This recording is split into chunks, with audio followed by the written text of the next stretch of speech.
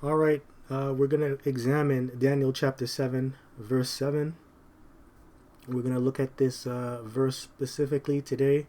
Now, before I do that, I just want to give all praises, glory, and honor due unto Yahweh, Bahashem, Yahweh Shai, Bahashem, Rakaha, Kodash, and double honors to the apostles and elders of Great Millstone GMS that rule well and that do teach well and that have taught me this truth.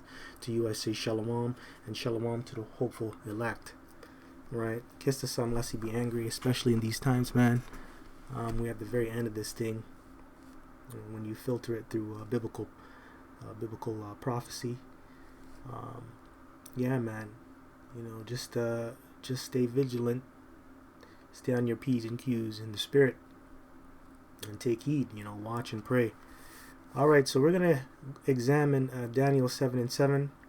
So it says here, after this I saw in the night visions, and behold, a fourth beast, dreadful and terrible, and strong exceedingly, and it had great iron teeth. It devoured and brake in pieces, and stamped the residue with the feet of it. And it was diverse from all the beasts that were before it, and it had 10 horns. Wow. Okay. A lot has been said there. So we're gonna break down this verse in the spirit. There's a lot that you can bring out. So now, in terms of the context on how it's read and how it's written, the fourth beast is going into the Roman Empire, the ancient Roman Empire. It's not talking about America, okay? Now, you can compare this to America. You can compare Rome to America because they function the exact same way in the spirit.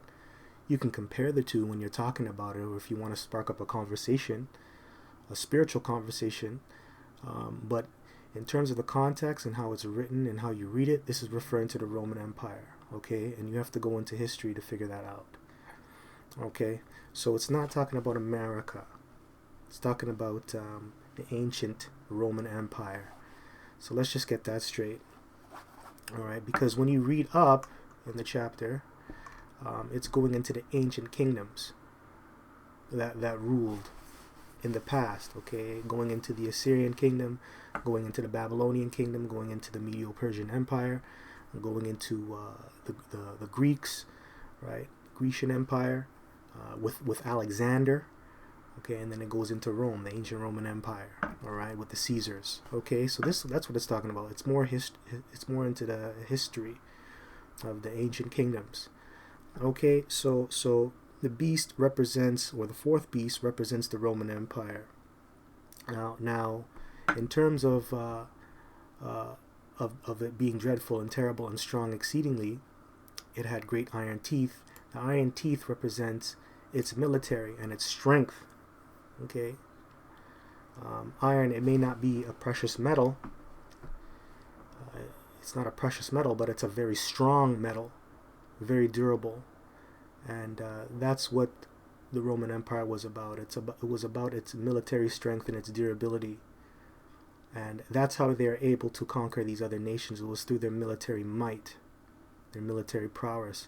And you can go into First Maccabees, the 8th chapter. It talks about that. It gives you the account, which we're going to get into, on how they put all these different nations under subjection and under tribute.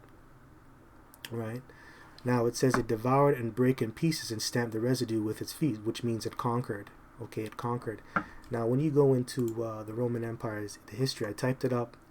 It says here, I typed the Roman Empire at its greatest extent in 117 AD, and all these pictures came up. So it says here, the empire reached its largest expanse under Trajan from 98 to 117 AD, encompassing an area of 5 million square kilometers. So, that's their influence. That's where they took over. They conquered, right? They took over a lot of territory. And the only way you can do that is through your military. And that's like America today. They're doing that. They have an embassy in all these different other nations. And they have a heavy influence upon the world. It's mainly through their military might because they're strong, but really through Americanization and what they stand for. People want to be like America. Or nations want to be like America, Slovakia, right? So yeah, you can compare Rome to America. It functioned the exact same way, except in modern times, they put people in subjection through sanctions, through embargoes, right? They do it through globalization. That's why there's a McDonald's in almost every country. They do it with a suit and tie, and with the strike of a pen now. That's how they do it. So yeah, that's what I wanted to bring out. Now, when you read this, a lot of people don't really understand it, and I have a precept for that. And that was like the prophets, back then. They were given the vision, but they didn't understand it, and it wasn't for them to understand it back then, because it had to play out first and foremost. Now we can understand it because we're living in these times. So I just want to bring that out, because when people read this, they get confused. They may not understand what it's talking about. So Matthew chapter 13 and 17, for verily I say unto you that many prophets and righteous men have desired to see those things which ye see. That's right. And have not seen them, and to hear those things which ye hear, and have not heard them. Before, the prophets didn't really understand the prophecies when they were given the vision. And really this is referring to the last days, right? That's when the prophets will understand the vision in the last days, near the end, because that's when everything is going to come into fruition, right? So certain prophecies are for right now, at this given moment, right? Some prophecies have to play out in order for you to understand it, okay? So that's just how the Lord set it up, okay? All right, so let's go into Daniel chapter 2, verse 31, and the point will be made in 33. So thou, O king, sawest, and behold, a great image. This great image, whose brightness was excellent, stood before thee, and the form thereof was terrible. This image head was of fine gold, his breast and his arms of silver, his belly and his thighs of brass. Okay, so these are going into the different kingdom. That's what the statue or the image represents. It represents the different ancient kingdoms. And Daniel was telling Nebuchadnezzar what the image was, right? He breaks it down to him. Now, the fine gold represents, let me get the image in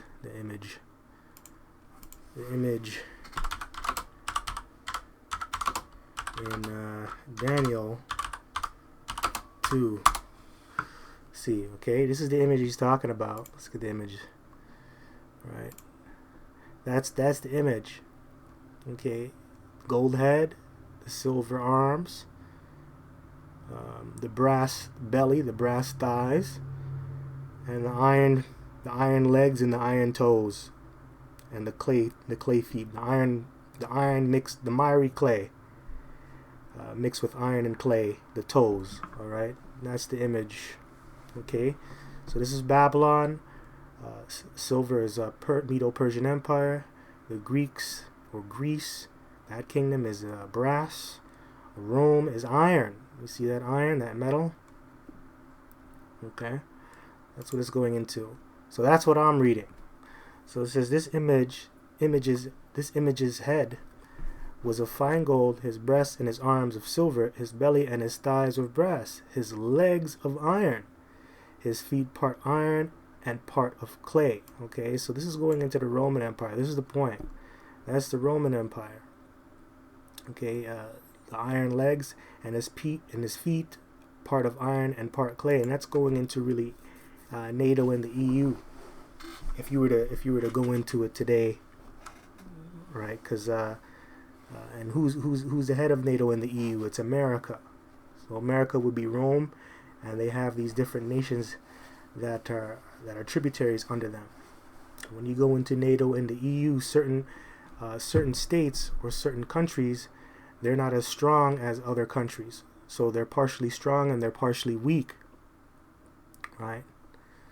That's why when you go into the European Union, certain European states, they're weaker than other European states, and that's why that whole agreement was made. With the euro, with the trade, with the commerce, and all that stuff.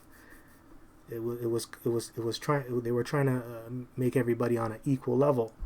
Okay, so that's what that goes into. All right, so it says so pretty much his feet, part of iron and part clay, is referring to the prophecy today with all the different EU nations coming together are the same. You know, some are strong and some are weak, and pretty much this is the new Roman Empire. That's the new Roman Empire, and this is the kingdom that Yahushua is coming back to destroy. And that new Roman Empire is headed by America. Okay, headed by America, and you other nations, you're that fall under America, you're the tributaries, right? So Yahushua is coming back to take down America, NATO, and the EU, that beast system, which is New Rome. All right, they're coming back to take them down. All right, so let's go into First Maccabees, chapter 1, and I'm going to read all the way through verse 14, going into the military of Rome, going into their military might, their strength.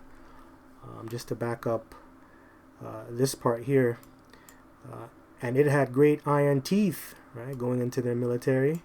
It devoured and brake in pieces and stamped the residue. There's a scripture, actually, see if I can find it, a precept. Their teeth. Let's see, hold on. Yeah. Okay. Now this is Psalms 58 verse 6. Break their teeth, O power, in their mouth. Break out the great teeth of the young lions, O Lord. You know that this refers to a nation's military, their strength, their might, which your teeth is used to really eat up the prey, right? To devour. So that's how nations rolled back then. Their teeth was their military. That's how they devoured other nations and put them into subjection, put them under tribute, right? So we're asking the Lord to preserve us from the other nations' teeth. Okay. All right. So I just wanted to bring that precept. That's something that you could use. All right. So let's go into First Maccabees, chapter 8, verse 1. Now Judas had heard of the Romans, that they were mighty and valiant men, and such as would lovingly accept all that joined themselves unto them, and make a league of amity with all that came unto them. That's what they're doing today with America. America being New Rome. They're doing the exact same thing. You know, people are joining them. Right, they're joining them, making pacts, making treaties, getting on their good side, doing business. Verse 2, and that they were men of great valor, it was told him also their wars and noble acts which they had done among the Galatians, and how they had conquered them and brought them under tribute. So just picture New Rome being America, right? You have their different branches of the military. You have the Navy SEALs, you have the Frogmen, which they're really the Navy SEALs. Originally the Navy SEALs, they were called the Frogmen. You can go Google it yourself, the Frogmen, and then they changed their name to the Navy SEALs. Then you had you had Green Berets, you had the Marines, and then you had the American Army.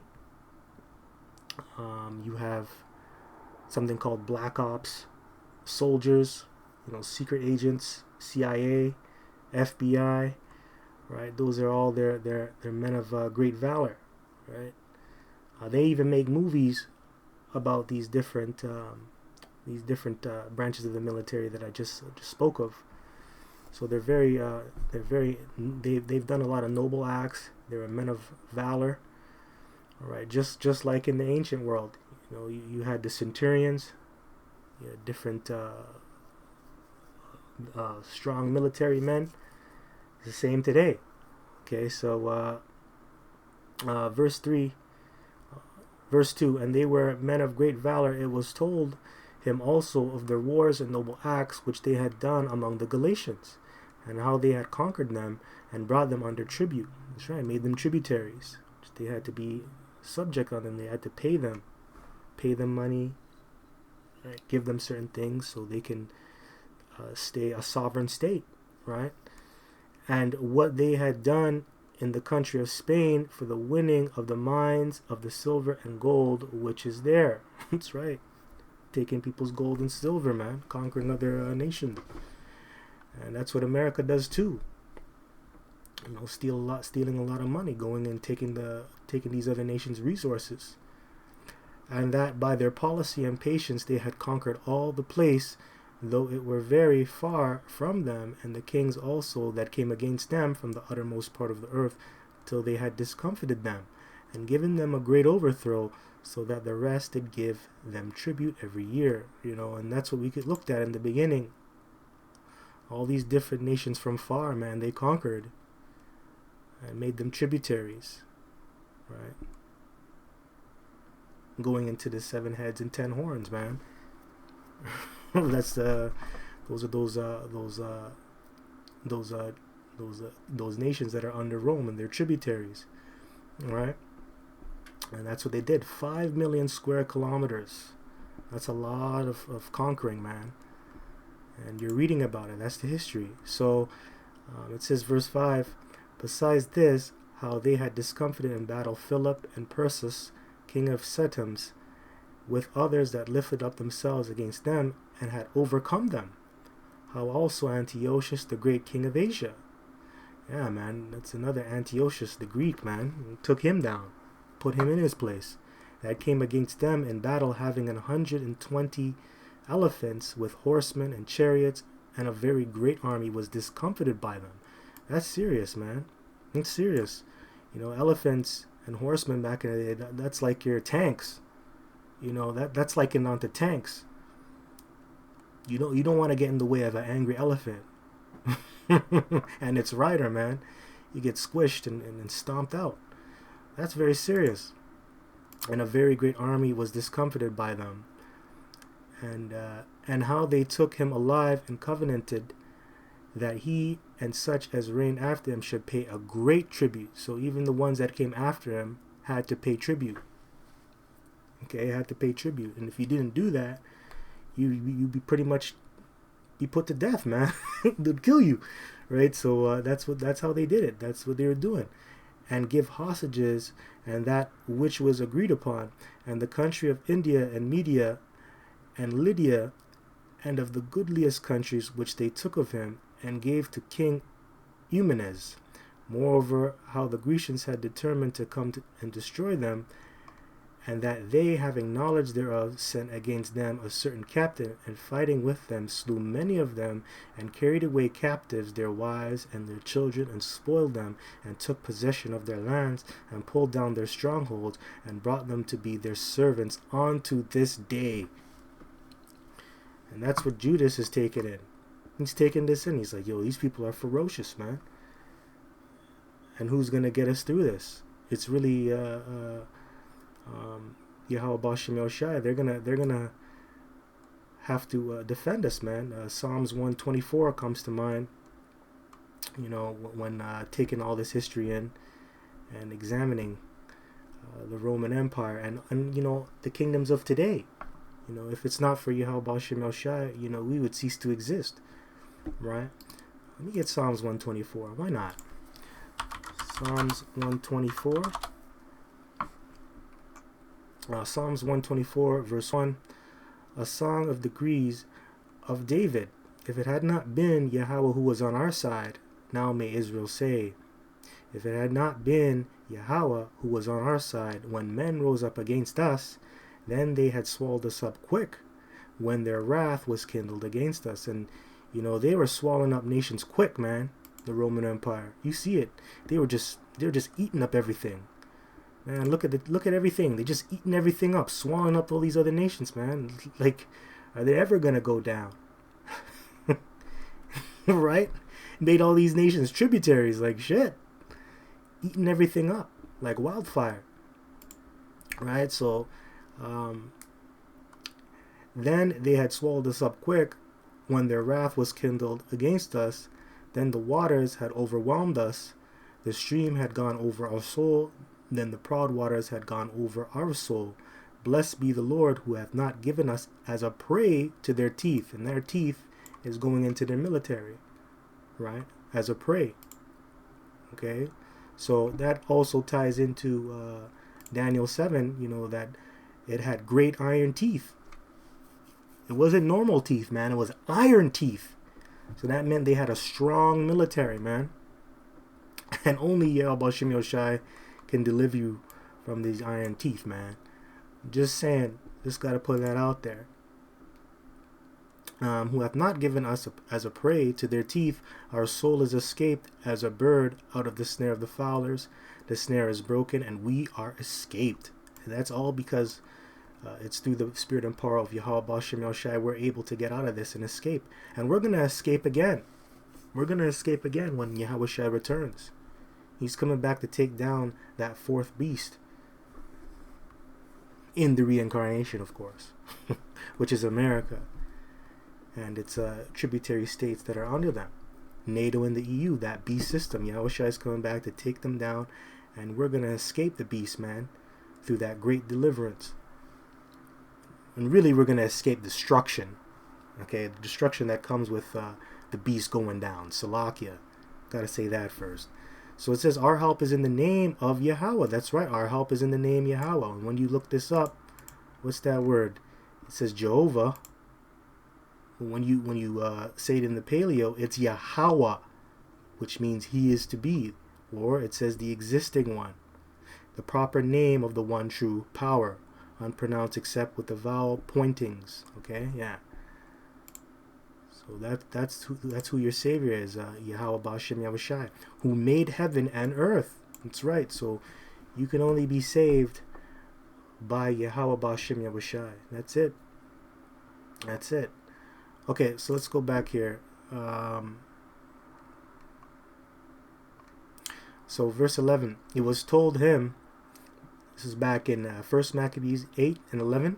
It was told him besides how they destroyed and brought under their dominion all other kingdoms and isles that at any time resisted them, but with their friends and such as relied upon them they kept enmity, and that they had conquered kingdoms both far and nigh, insomuch as all that heard of their name were afraid of them. Also that whom they would help to a kingdom, those reign, and whom again they displace. Finally, that they were greatly exalted. Yet for all this is none of them wore a crown or was clothed in purple to be magnified thereby. Beautiful. And, they had different Caesars. It didn't go off of a monarchy, ancient Rome. They had Caesars, different rulers. They had a Senate. It wasn't like your traditional kingdom where it was hereditary, they had a king or a queen. And then, after the king died, the kingdom went on to his son or his daughter. It wasn't like that. They had a senate. It was like a form of democracy. You had to vote in rulers, right? That's how it was. So let's go back to Daniel 7. And it devoured and brake in pieces and stamped the residue with the feet of it, and it was diverse from all the beasts that were before it, and it had 10 horns. Yeah, and just like what I said before, they were diverse from the other beasts because they had a president, and the rulership wasn't hereditary, like the previous beast kingdoms before them. And guess what? This is exactly how America functions. In the spirit, because they have senators, they have a senate, they have presidents. They have vice presidents, and they're voted into office, right? And the people, they bring out a vote, and the majority vote rules, and that's how Rome was, just like America today. And they're very diverse. So let's go back to 1 Maccabees, right? 1 Maccabees, and we're going to start at 1 Maccabees 8 and 14. Yet for all this none of them wore a crown or was clothed in purple to be magnified thereby. Moreover, how they had made for themselves a senate house wherein 320 men sat in council daily consulting always for the people to the end they might be well ordered. Right? Yeah, and that's going into, let me continue. And that they committed their government to one man every year, Salakia, who ruled over all their country, and that all were obedient to that one, and that there was neither envy nor emulation among them. Yeah, so they voted in their presidents. They had councilmen. They had senators. They had a senate. They were going into they perfected democracy, which they made it better than the Greeks. They perfected democracy, because really the Greeks, they started democracy. They were the ones that really thought of this type of system, but then the Romans, they perfected it. Right? So yeah, that's why it was so diverse and different. It was a different type of beast. It was a ferocious beast, man. And that's how America functions, man, in the spirit. All right. And 10 horns is going into the tributary states that are under them, the ancient ones. Let me see if I can go on greatmillstone.info and type it up. I'll show you the tributaries, because they have the chart. See if I can find the chart for you. He's in the truth. He woke up. He's in the truth. All right, so this is it. The beast with 7 heads and 10 horns is NATO. Okay, 10 horns. So I'm going to go into the tributary states. You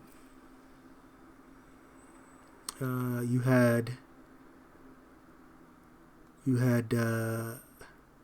what was it? Greece, Italy. Yeah, that's what it can. Yeah, the 10 horns is going into Belgium, Denmark, France, Italy, Luxembourg, Netherlands, Greece, Spain and Portugal, England and Ireland, West Germany, So those are those tributary states. Okay. So yeah, just the 10 horns, So yeah. So anyway, that's it. That's all that I have. So with that, I just want to give all praises, glory, and honor due unto Yahweh, Bahashem Yahushai, Bahashem Rakah HaKodash, and double honors to the apostles and elders of Great Millstone. Until next time, just want to say shalom. Peace.